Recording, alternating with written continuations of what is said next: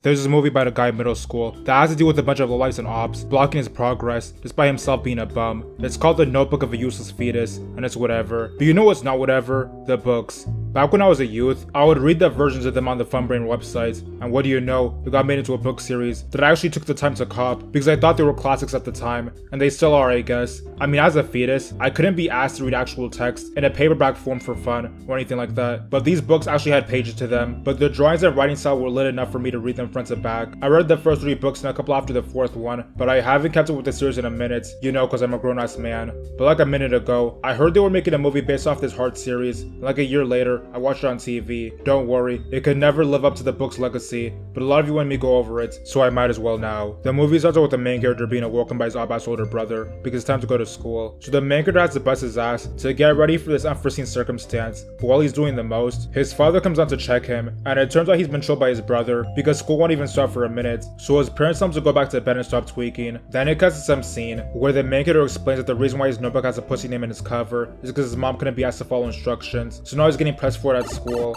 Also, he says that he's writing about his relevant life because he's delusional, and he thinks that in the future, he'll be living better than your favorite rapper. Then he talks about his dumbass friend, who's too mature to move on, I guess. The next day, he gets harassed by his brother once again, who then gives him worthless advice about what to do in school, including abandoning his friend, which actually may not be so worthless after all. Then the main character whines about having to eat next to his embryo brother while he's taking a dump, and it's revealed that the embryo is acting up because the main character had him sweating over his own dumps, proving once more that humans have no worth until they hit a certain age. When the main character gets to school, he starts whining again about how his middle school is lame because his toddlers have to be in the same building as grown-ass niggas. But this time he kinda has a point. I mean, middle school was a waste of time, but then again, I like the cutoff year being 5th grade, so I don't know if there's any other solution other than just not being born. While he's talking about the school being full of Devos, he points out one Indian kid who's even smaller than him, so you know he gets hoed on a regular basis. And the main character takes the time to find relief in another person's suffering. It turns out that everyone else's balls dropped, aside from the main character and the Indian kid, so the main character doesn't feel completely isolated. Then the main character has to make the very distressing choice of having to choose where to sit, and make sure it's not next to a subhuman. Then his best friend shows up like a dweeb, showing off some clothes he got from a foreign country, and they take a seat next to each other, so I guess that worked out. After that, the main character starts talking to the friend about where he sees himself in the caste system of the school, and when the friend doesn't really get what's going on, for some reason, the main character thinks he's near the top, and he even believes there's a chance he can reach the highest status. Then some bum loser comes up to them to ruin their day, cause I guess he's an untouchable. After that, the gym teacher turns out to be a troll, because he makes all the buff niggas go on one team, and all the inferiors on the other. As to make it worse, the coach made the inferiors take off their shirts to expose their weakness to the others, as well as make it as uncomfortable for them as possible, potentially securing his place among the most wicked characters in the franchise. After this, the main character and his friend dodge the buff niggas and leave the Indian kid to fall in the background, and they decide to pussy out and hide under the bleachers, where they meet a pseudo-intellectual who's mad about other girls being fake or something. The main character is low-key disrespectful, but the friend is just trying to chill with her,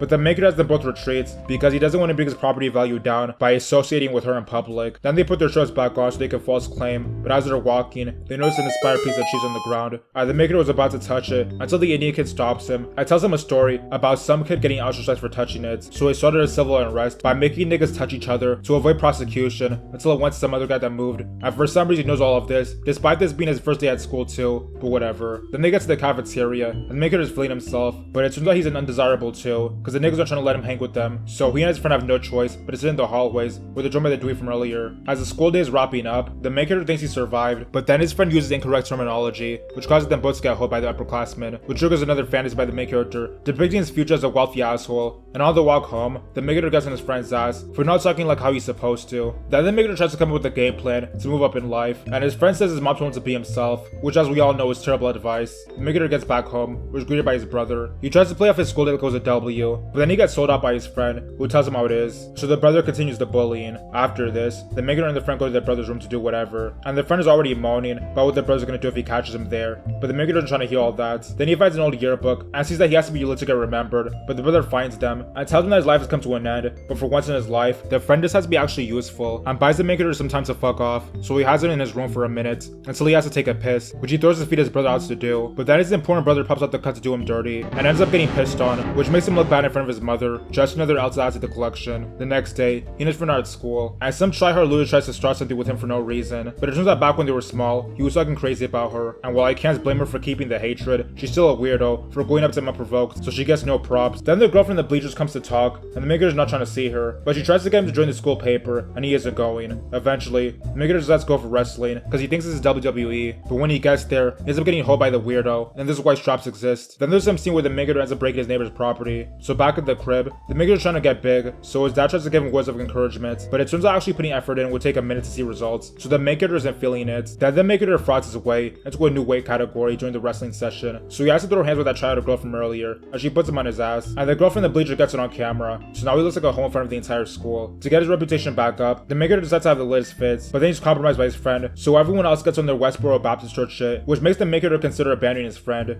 but instead, he decides to help him get his drip up. Sometime later, it's time to go door to door asking for candy, and the main character's brother tells him and his friends about pagans who put kids on tombstones in the woods, and also the dad makes an ass of himself, so the main character and his friend go around getting candy, but then they get helped by some older guys, who apparently have nothing else to do. But when the main character threatens to call 12, they back up to make sure he and his friend go missing. After a chase, the main character hides out in his grandma's crib, and his friend exposes them, so the bullies stay posted. After some time passes, the main character and his friend trying to look tough, but they end up scratching one of the guy's whips. They get on their ass again until they go to the pagan forest, which these teenagers are apparently too pussy to go in as well. But then they leave the forest because they get scared, and it turns out it was just a weirdo making noises, so that's lame. To make things even worse, when they get back to the main character's crib, they get hosed by the dad because he thought they were the ops, and the house gets violated anyway, so the whole night had just been an L. After this, the main character and his friend decide to be hall monitors or something, and the girl from the bleachers tries to tell them that's cuts because they're like 12, but they don't want to listen. While they're trying to walk a bunch of fetuses home, they see the teenagers from earlier, and decide to pose as fetuses themselves to dodge them. A minute later, the main character and their friend are playing in the snow, and their friend ends up busting his ass, which puts him in a cast, and for some reason, that gets the entire school on his dick, so now the main character's left in the background. But later on, the Indian kid tells him that the comic guy caught a disease, which means there's now an open spot, which the main character tries to fill, but he's untalented, so he has to ask the friend for help, but the friend tries to be even more funny than the main character, so he tells him to piss off with that nonsense. Sometime later, the main character has to walk the fetuses alone, but he thinks he sees the ops across the block, so he puts them all in a hole and pretends to be the friend to some random woman, and does the dash. The next day, it turns out the friend won the contest to be the new comic guy, and I guess everyone is off one, because they think it's actually funny, but then again, niggas in school have a generally terrible sense of humor, so now the friend is really feeling himself, but then he gets called into the office by the principal, because he thinks he's responsible for all his fetuses being in a hole, and he has him kicked from the hall monitor job, which puts him in his feelings. For some reason, the main character is conflicted as to whether or not he should tell that he was behind this, because I guess he has a moral compass,